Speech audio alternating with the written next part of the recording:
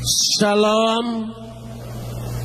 Pagi hari ini kita akan bersama-sama membaca firman Tuhan yang terambil dari kitab 2 Raja-Raja pasal yang ke-6 ayat 1 sampai ayat 7. 2 Raja-Raja pasal 6 ayat 1 sampai ayat 7. Kita akan membacanya saling sahut bersahutan. Saya akan awali ayat yang pertama, jemaat menjawab bersama-sama ayat yang kedua, dan seterusnya saling ganti bergantian sampai tiba pada ayat yang ketujuh. Pada suatu hari berkatalah rombongan Nabi kepada Elisa, "Cobalah lihat, tempat tinggal kami di dekatmu ini adalah terlalu sesak bagi kami." Ayat 2. Kami pergi ke sungai Yordan dan masing-masing mengambil satu balok dari sana supaya kami membuat tempat tinggal untuk kami. Jawab Elisa, "Pergilah." Lalu berkatalah seorang, "Silakan ikut dengan hamba-hambamu ini." Jawabnya, "Baik, aku akan ikut." Maka ikutlah ia dengan mereka. Setelah mereka sampai di sungai Yordan, mereka pun menebang pohon-pohon. Dan terjadilah ketika seorang sedang menumbangkan sebatang pohon, jatuhlah mata kampaknya ke dalam air. Lalu berteriak-teriaklah ia, "Wahai tuanku, itu barang pinjaman." Tetapi berkatalah abdi Allah, "Kemana jatuhnya?" Lalu orang itu menunjukkan tempat itu kepadanya. Kemudian Elisa memotong sepotong kayu, lalu dilemparkannya ke sana, maka timbullah mata kapak itu dibuatnya. Lalu katanya, "Ambillah." Orang itu mengulurkan tangannya dan mengambilnya. Kapot leha Adonai Elohenu kapot leha. Segala kemuliaan ya Adonai Tuhanku, kemuliaan bagimu. Saudara-saudara yang dikasihi Tuhan, acap kali kita membaca Alkitab, kita menemukan banyak kisah-kisah dari tokoh-tokoh yang ada dalam Alkitab. Terutama sekali kita membaca Perjanjian Lama. Di situ kita bisa melihat bagaimana kisah-kisah dari tokoh Alkitab itu. Bahkan seperti Abraham, dari sejak dia dipanggil keluar dari Ur Kasdim dan perjalanannya sampai kepada matinya, kita melihat semua kisah itu begitu rinci, dan kita bisa menemukan kisah itu berakhir seperti itu. Apalagi kalau kita membaca kisah Musa, dari sejak kelahirannya, perjalanannya, hidupnya sampai matinya, kita bisa tahu akhir dari ceritanya. Artinya kisah itu ada resolusinya. Tetapi kita juga seringkali menemukan potongan-potongan kisah yang tidak ada resolusinya, seolah-olah ditinggalkan mengambang begitu saja. Antara lain, baru saja kita membaca kisah daripada kitab 2 Raja-Raja pasal 6 ayat 1 sampai 7. Kalau saudara perhatikan di situ, dari ayat pertama, sesungguhnya nabi-nabi rombongan yang tinggal bersama Elisa menghadapi masalah, yaitu tempat tinggal mereka sudah terlalu sempit. Mereka berkeinginan, berencana untuk membangun tempat yang baru, bahkan tempat yang lebih baik. Dan tentu saja mereka bekerja dan berusaha. Mereka menebang pohon dan membuka lahan, dan lahan itu bakal buat menjadi tempat kediaman mereka. Pohon-pohon itu pun dan akan dipakai bahan untuk membangun tempat tinggal mereka. Ketika mereka menumbangkan pohon itu, yang dipakai untuk menumbangkan tidak ada lain, alat yang pada waktu itu yang sangat diandalkan adalah kampak. Dan kampak itu ada matanya yang sangat tajam sekali, dan itu sangat potensi sekali untuk menumbangkan pohon itu. Pada waktu mereka bekerja menumbangkan pohon itu, lalu mata kampak itu jatuh. Pada waktu jatuh, lalu apa yang terjadi? Dengan sedemikian rupa Elisa melakukan mukjizat, yaitu mata kampak itu ditemukan kembali, bahkan mengapung. Sampai di situ. Begitu saudara baca pasal 7, sudah babak yang lain. Menyisakan pertanyaan, apakah mereka jadi membangun rumah itu atau tidak? Berhasil atau tidak? Kenapa demikian? Kita disisakan sebuah cerita untuk kita pikirkan. Mengapa kita harus pikirkan? Karena ini sesungguhnya ada sesuatu inti, ada sesuatu pesan yang begitu kuat untuk menyelesaikan. Berhasil atau tidak, terserah kita yang berpikir sekarang ini mencari rahasianya. Karenanya sama halnya, kalau saudara menonton film-film barat, rata-rata mereka selalu meninggalkan pertanyaan, tidak pernah tuntas. Saudara dipersilakan untuk menyimpulkan sendiri-sendiri. Dan beda sekali kalau saudara nonton sinetron dari awal mendetil sampai akhir, sampai segala sesuatunya, bahkan terkadang kala kita sudah tahu akhirnya sebelum cerita itu berakhir. Nah, disinilah. Nah, karena itu mari kita ingin lihat bersama-sama ayat yang pertama. Ketika mereka mendapati keadaannya bahwa rumah tempat tinggal mereka sangat sesak, sangat tidak layak lagi. Lalu mereka merancang untuk membuat tempat yang lebih baik, lebih baru, lebih indah, lebih besar, supaya bisa memenuhi kebutuhan mereka. Pada ayat yang kedua dikatakan di situ dengan jelas. Kita baca dulu. Baiklah, kita pergi ke sungai Yordan dan masing-masing mengambil satu balok dari sana, supaya kami, tolong sambung, membuat tempat tinggal untuk kami. Supaya kami membuat tempat tinggal untuk kami.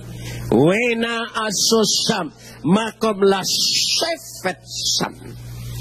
Kata makom tempat. Tempat, tapi bahasa Indonesia sering mengerti makom itu makam. Makom itu adalah tempat. La shefet adalah tempat yang baru. Tempat yang lebih indah, tempat yang lebih baik. Itulah rencana mereka untuk masa depan mereka. Saudara, ini semua terjadi dalam kehidupan kita.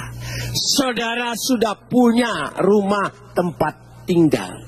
Tapi bagaimanapun juga, saya percaya ada dalam pikiran saudara, ada ada dalam hati saudara. Saudara pasti menginginkan rumah yang lebih baru, yang lebih baik, yang lebih indah.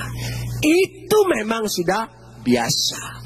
Sama halnya, kita pasti ingin punya kehidupan kita ini di hadapan kita, di depan kita, jauh lebih baik daripada kehidupan yang sudah ada sekarang. Punya masa depan yang baik, punya pekerjaan yang baik, punya usaha yang baik, punya keluarga yang baik. Semuanya ini adalah keinginan kita.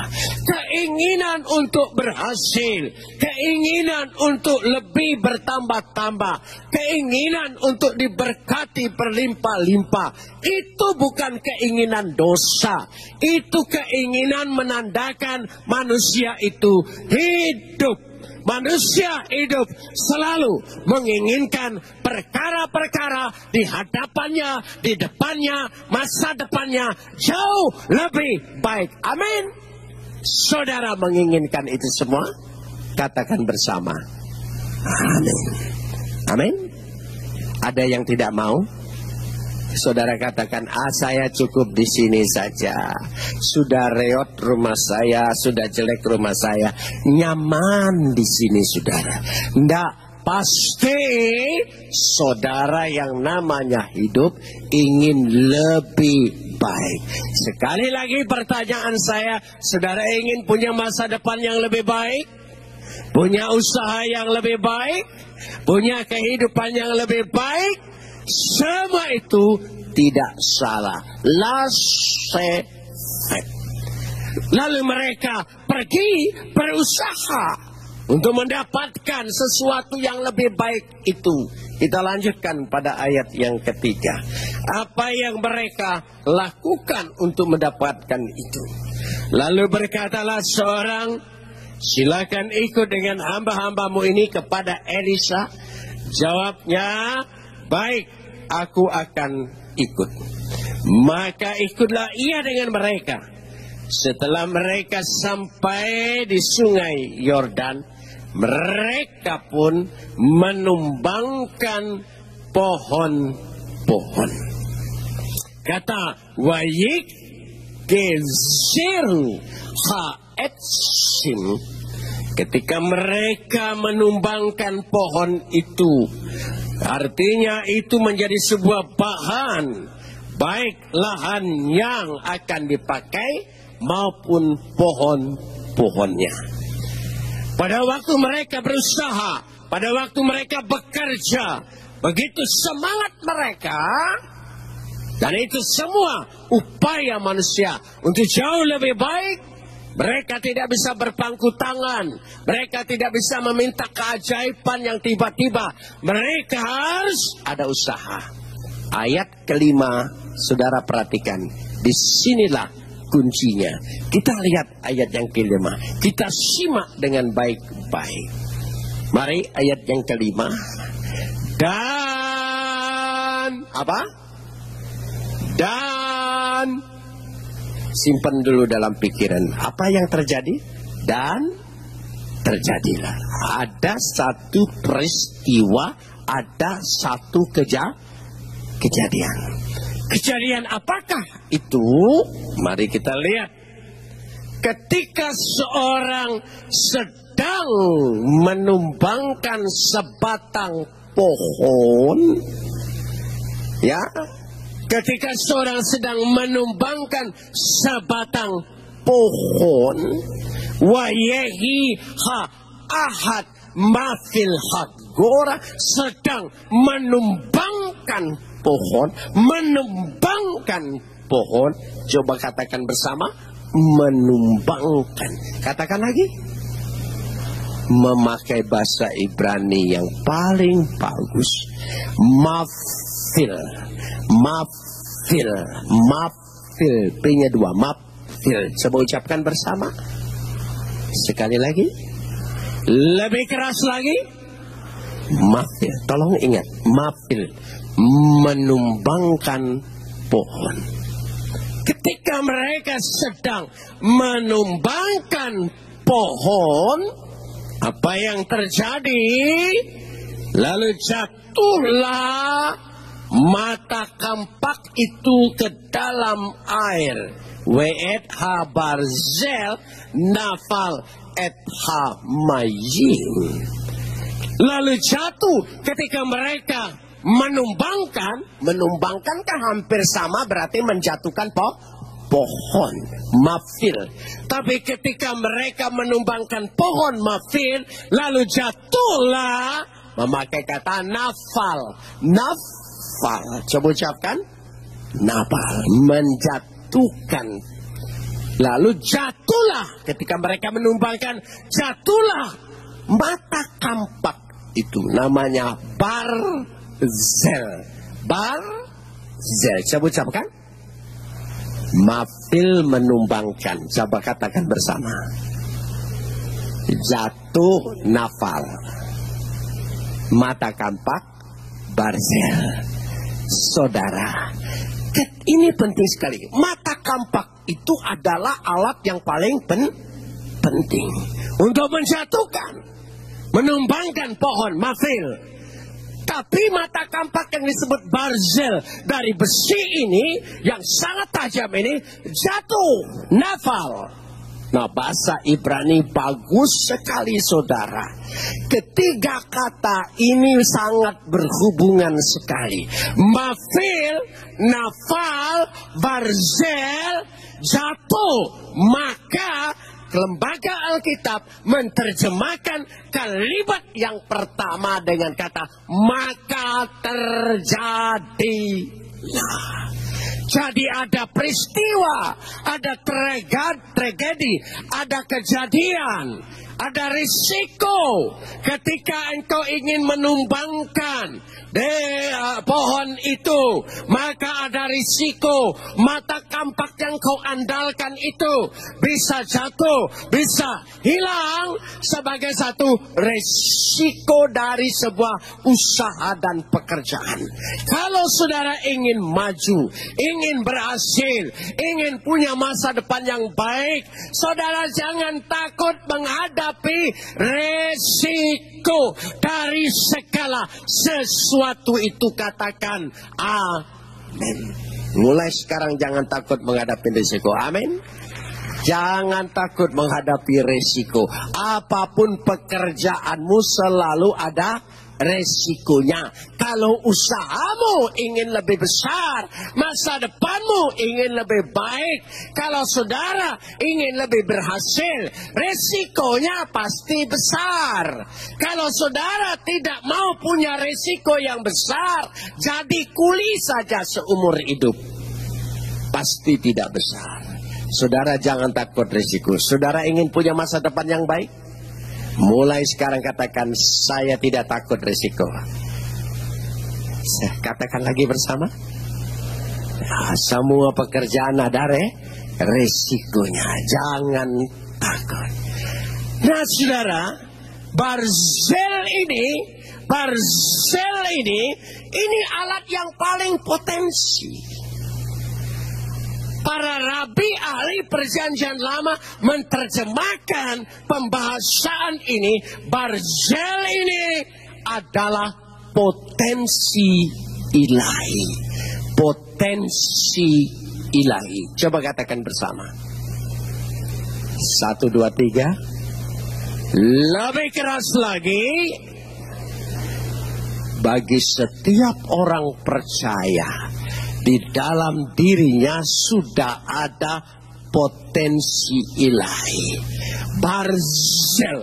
Barzel sanggup menumbangkan hambatan, halangan, rintangan, tantangan yang menghalangi untuk engkau mencapai masa depan yang lebih baik, usaha yang lebih baik, segala sesuatu lebih berhasil. Saudara jangan takut, di dalam diri orang percaya sudah ada potensi ilahi. Kenapa demikian? Barang siapa percaya kepadanya tidak binasa, melainkan beroleh hidup yang kekal. Yang kekal itu hanya satu di dunia ini, Tuhan. Selain Tuhan tidak ada yang kekal. Berarti ketika engkau percaya, engkau beroleh hidup yang kekal. Ketika engkau beriman, di dalam dirimu sudah ada benih ilahi. Setiap orang percaya diangkatnya menjadi anak-anaknya. Hak sebagai anak-anak berarti potensi ilahi ada di dalam dirimu. Karena itu, kalau saudara pagi ini sungguh-sungguh percaya dalam nama Yesus, katakan bersama, saya punya potensi ilahi. Katakan bersama, saya punya potensi ilahi. Katakan lagi. Sekali lagi. Sekali lagi. Coba imani. Jangan takut. Jika sekarang engkau sedang menghadapi tantangan dan rintangan, engkau mengimani sebagai orang percaya dalam dirimu ada apa? Potensi ilahi. Engkau bisa menumbangkannya. Maaf. Apapun bang yang menghambat kita, imani. Coba katakan bersama dengan iman dalam nama Yesus, saya punya potensi ilahi. 1, 2, 3. Saudara pulang, jangan takut. Hadapin dunia ini, saudara ingin berhasil. Ketika engkau mengatakan saya punya potensi ilahi, perkataanmu itu menstimulasi otakmu. Pada waktu engkau menstimulasi otakmu, dari otakmu menggerakkan imanmu. Dan imanmu itu akan muncul sesuatu kekuatan yang besar. Sehingga saudara tidak takut lagi.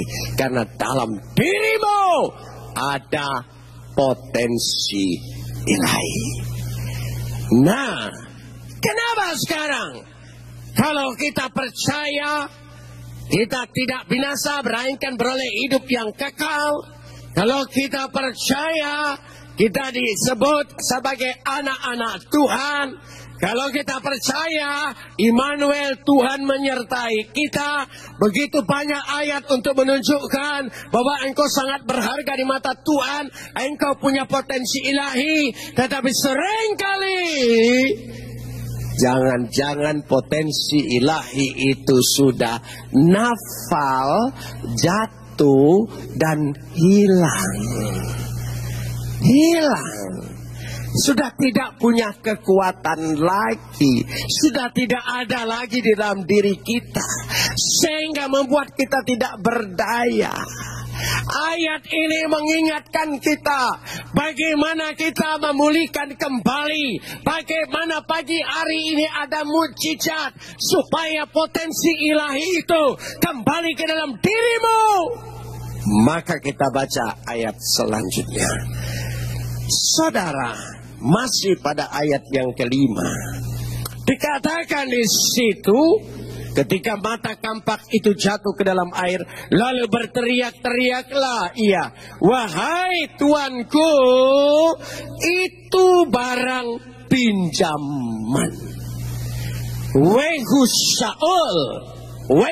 Saul, itu barang pinjaman. Itu datang dari Tuhan. Potensi ilahi itu barang pinjaman yang Tuhan berikan kepada kita.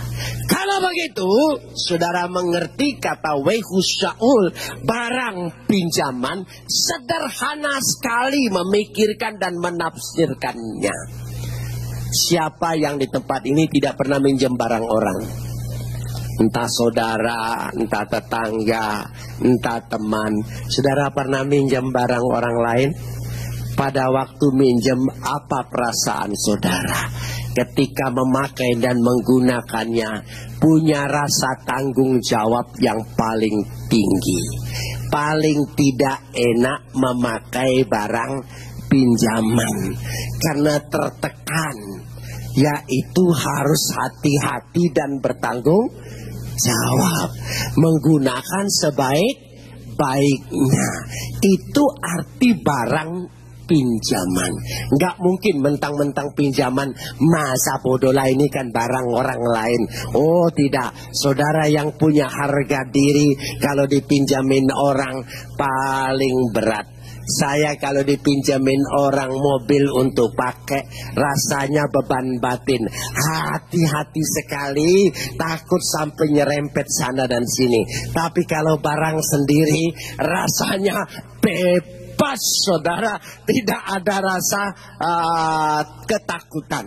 Itulah artinya kita harus menggunakan potensi ilahi itu sebagai barang pinjaman. Artinya kita harus punya rasa tanggung jawab yang tinggi.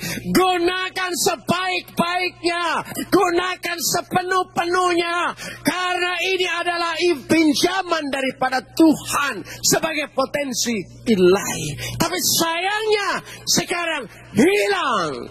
Bagaimana kalau hilang? Apa yang bisa kita lakukan? Mari kita baca ayat yang ke-6. Pada ayat yang ke-6 dikatakan di sini, tetapi berkatalah, tolong sambung. Tetapi berkatalah. Sekali lagi. Coba perhatikan. Saya ingin mengajak saudara baca Alkitab itu jangan cepat-cepat. Firman Tuhan itu bermakna, penuh dengan kekuatan dan arti yang memberikan kekuatan kepada kita. Coba kita ulangin ayat yang ke-6. Tetapi berkatalah apa? Berkatalah. Saudara baca ayat 6 ya. Saudara coba lihat dari ayat 1. Selama ini Elisa dipanggil abdi Allah tidak? Abdi Tuhan tidak? Ada enggak kata-kata itu dari ayat 1 sampai ayat 5? Tidak ada. Kenapa mendadak tiba-tiba? Wayomer isha Elohim. Wayomer, berkatalah. Is itu manusia. Ha, kata sambung Elohim. Berkatalah manusia Tuhan, manusia ilahi itu. Jadi orang yang punya potensi ilahi, orang yang percaya kepada dia adalah manusia ilahi. Mulai sekarang kita katakan lagi kata kunci yang kedua, saya manusia ilahi. Lebih tegas lagi. Saudara tidak yakin saudara manusia ilahi? Saudara pasti masuk surga? Saudara pasti diselamatkan? Barang siapa percaya tidak binasa melainkan beroleh hidup yang kekal. Saudara menjadi anak-anak Tuhan. Saudara percaya sebagai anak-anak Tuhan. Dan saudara berharga sebagai biji mata Tuhan. Amin. Jadi dalam diri kita ini sebagai apa? Manusia ilahi. Katakan bersama. Sekali lagi. Lebih keras lagi. Lagi. Ada rasa lain tidak? Coba, saudara sebagai apa? Oh, tadi dia pujian tadi bagus sekali. Harus bertahan, harus menang, harus maju. Karena aku apa? Manusia ilahi. Minimal begini. Ketika datang godaan kepada kita, si iblis menggoda, lalu kita katakan, saya manusia ilahi, saya manusia ilahi, saya manusia ilahi. Artinya manusia ilahi tidak tunduk pada bujukan iblis, tidak tunduk kepada rayuannya. Dia akan menjaga harga dirinya, karena dia adalah manusia ilahi. Iblis akan gentar kalau engkau berani setiap saat berkata, menstimulasi otakmu, menguatkan iman percayamu, saya manusia ilahi. Ketika engkau lemah, ketika engkau kecewa, ketika engkau menghadapi persoalan, seolah-olah tidak ada daya, saudara berkata, saya memiliki potensi ilahi, saya manusia ilahi. Coba, kira-kira yang menggoda bagaimana? Kalau iblis mau menggoda, belum apa-apa saudara sudah punya proud, sudah ada harga diri, kebanggaan. Saya manusia ilahi. Iblisnya ragu-ragu menggoda. Tapi kalau belum apa-apa, saya manusia biasa, penuh dengan segala kelemahan dan kekurangan. Saya memang dikuasai oleh nafsu. Saya ini manusia lemah. Saya ini daging. Saya iblis senang. Hore, ini makanan empuk. Itu sebabnya ketika jatuh saudara langsung mengikuti perkataan iblis. Aku kan manusia lemah, sudah biasa digoda. Rahasia ini, sejak sekarang kalau ada godaan, saya percaya engkau akan dapat bertahan. Kalau engkau mempercayai dirimu dengan harga dirimu. Sebagai apa? Coba katakan apa? Ayo, kira-kira yang mau menggoda gimana? Manusia ilahi. Manusia ilahi itu yang bagaimana? Tentu saudara akan lihat, manusia ilahi tidak sama dengan cara-cara manusia biasa, apalagi iblis. Jadi ada dua kata kunci. Nanti kita lanjutkan sekarang ini. Lalu apa? Manusia ilahi. Katakan lagi bersama. Saudara pulang nanti, saudara rasakan kekuatan imanmu. Saudara rasakan bahwa imanmu menguasai akal pikiranmu untuk tidak tunduk dengan dunia ini. Karena engkau manusia ilahi. Wayomer Isha Elohim, berkatalah manusia Tuhan itu. Ditulis itu abdi Allah. Saya lebih senang menerjemahkan is itu bukan abdi, manusia. Is itu manusia. Ha Elohim, berkatalah abdi Tuhan itu. Lalu dikatakan di situ dengan jelas apa perkataannya ayat ke-6. Kemana jatuhnya? Kemana jatuhnya? Loh kok Elisa tidak tahu ya? Bukan dia tidak tahu. Dia ingin mengajar orang yang menjatuhkan ini. Orang yang menghilangkan ini. Menghilangkan Barzel bata kampak ini. Dia bertanya, Ana nafal, di mana jatuhnya? Kenapa perlu tahu di mana jatuhnya? Saudara, karena perlu. Kalau kita tahu kelemahan kita, kelalaian kita, kekurangan kita, kegagalan kita, kejatuhan kita, kebangkrutan kita, kita terperdaya karena tipu daya orang.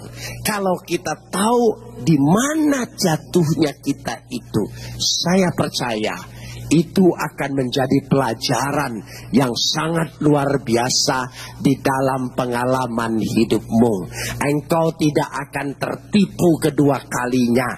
Engkau tidak akan jatuh untuk kedua kalinya kalau kita sungguh-sungguh belajar dari kegagalan kita. Kenapa aku gagal? Kenapa aku sampai jatuh? Kenapa sampai aku tertipu? Saya percaya kalau itu betul-betul engkau pelajari dan tahu. Tapi sayangnya pendidikan di Indonesia ini suka keliru dari awalnya. Saya kasih contoh begini. Kalau anak sekolah sedang ulangan, lalu dikasih 10 soal oleh gurunya, 5 benar, 5 salah, nilainya tidak cukup. Maka anak itu harus ada ulangan kembali atau disebut remedial. dan dibuat soal baru. Soal baru dia belajar lagi. Soal yang lama pada waktu salah yang 5 tidak dipelajari lagi. Maka soal baru dia buat lagi, salah lagi. Salah lagi, buat lagi, salah lagi. Kebetulan saya melihat cara pendidikan orang di Amerika dari sejak kecil, karena cucu saya sekarang tinggal di sana. Kalau 10 soal diberikan kepadanya, maka 5 yang salah, gurunya tidak memberikan soal baru.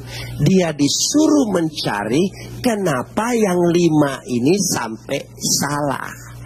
Setelah mereka dapat menemukan salahnya di sini dari 5 soal yang salah ini, maka nilainya naik, saudara.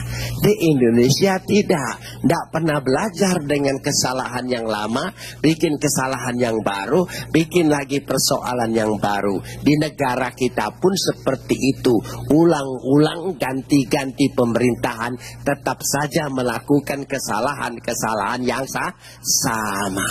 Kita hari ini belajar dari abdi Tuhan, Ana Napar, di mana jatuhnya, di mana lemahnya, di mana gagalnya. Biarlah ini menjadi renungan kita. Renungkan, aku tidak mau jatuh lagi, gagal lagi, karena aku belajar. Kenapa pada waktu itu? Apa aku lalai? Apa aku terlalu percaya orang? Apa aku kurang bergairah? Apa aku malas? Apa aku kurang teliti? Pelajari itu semua. Setelah pelajari, saudara perbaiki dari semua kesalahan-kesalahan itu, saudara akan menemukan kebangkitan yang baru. Kita lanjutkan ayat yang ke-6. Pada ayat yang ke-6, kemana jatuhnya? Lalu orang itu menunjukkan tempat itu kepadanya. Kemudian, tolong sambung. Kemudian Elisa memotong sepotong kayu. Sekali lagi, apa? Kemudian Elisa memotong sepotong kayu. Wa yitsha et wa yasli sama. Dia memotong sepotong kayu. Saudara, mata kampak itu yang selalu dari kayu. Pada waktu yang jatuh, berarti mata kayunya rusak. Maka Elisa bukan sekedar memotong, membuat kayu buat mata kampak yang baru ini tadi. Dia membuat kayu yang baru. Kata inilah menurut ahli perjanjian baru yang sanggup menemukan mata kampak itu kembali. Kayu itu adalah lambang salib Yesus. Karena Yesus digantung di atas kayu salib. Lewat pribadi Yesus, lewat pengorbanan Yesus, saya percaya engkau diperbaharui, engkau akan menemukan kembali potensi ilahi yang pernah hilang, yang pernah tidak ada dalam dirimu. Saya percaya mujizat itu terjadi di tengah-tengah perjamuan kudus. Engkau terima nanti tubuh dan darah Yesus, hasil daripada bukit Kalvari yang tergantung di atas kayu salib. Ketika engkau makan dan minum, engkau percayai, aku makan tubuh Kristus, minum darah Yesus. Saya percaya potensi ilahi itu telah kembali di dalam diriku. Katakan amin. Saudara mengimani mujizat itu terjadi. Kalau saudara tidak percaya, jangan ambil perjamuan kudus. Tapi kalau saudara mengimani tubuh dan darah Yesus ini yang hasil dari kayu salib, sepotong kayu yang baru, yang sanggup mengadakan mujizat, yang dilemparkan dinyatakan oleh Elisa sebagai Ishak Elohim, sebagai manusia ilahi itu. Saudara perhatikan, ada mujizat terjadi. Ada mujizat terjadi. Apa mujizatnya terjadi? Kita lanjutkan pada ayat yang ke-6 ini. Kita lihat ketika dilemparkan ke sana. Ya, ketika dilemparkan ke sana, tolong sambung. Maka sekali lagi, timbullah mata kampak itu dibuatnya Wayatshef Habarzel. Maka apa? Timbul apa? Lebih keras. Mata kampak itu dari apa? Dari besi. Saudara mengerti berat jenis air dengan berat jenis besi? Mungkin tidak. Tidak mungkin timbul. Tapi karena ada kata Wayatshef, Wayatshef, Wayatshef. Coba katakan. Dibuat timbul. Kalau dibuat timbul berarti ada kekuatan yang membuatnya besi itu muncul dan timbul. Saya percaya yang sanggup membuat sesuatu yang tidak mungkin menjadi mungkin hanya satu, namanya. Sebutkan siapa? Saudara percaya itu terjadi. Mata kampak itu akan timbul kembali ketika engkau makan tubuh dan darah Yesus ini. Lewat pribadi Yesus tidak ada sesuatu yang tidak mungkin. Karena dari sejak lahir namanya, bagi dia tidak ada yang mustahil. Bagi hukum alam mustahil. Besi bisa muncul hanya dipancing oleh kayu mata kampak yang baru. Untunglah ada kata Wayatshef. Ada yang membuat dia, ada yang membuat. Tentu ada yang membuat, bukan, sekali lagi, bukan Elisa yang membuat. Ada mujizat. Katakan bersama. Ada katakan lagi bersama. Saudara tahu, dalam setiap diri orang percaya masih tetap ada mujizat.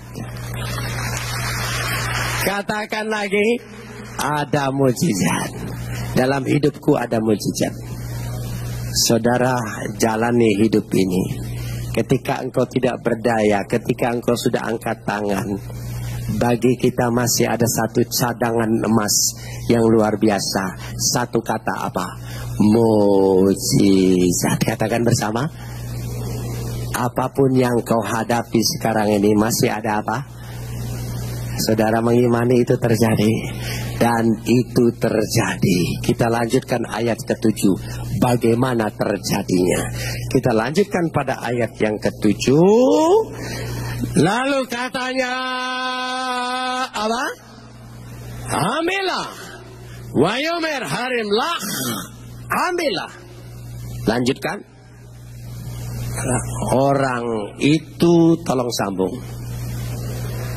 Orang itu, saudara percaya mujizat Tuhan terjadi pada ibadah ini? Bukan besok, bukan nanti. Imani, pagi hari ini ibadah mujizat itu terjadi. Mata kampak itu, potensi ilahi akan kembali dalam dirimu. Itu yang memampukan engkau untuk mencapai masa depan yang baik. Yang sanggup menumbangkan hambatan, halangan, rintangan, apa saja pasti terjadi. Sekali lagi baca ayat 7 yang terakhir.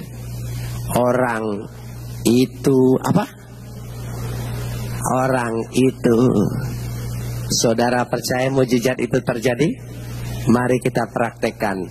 Kita semua mengulurkan tangan kita. Coba untuk menerima mujizat mata kampak Barzel itu. Coba ulurkan tanganmu yang mengimani.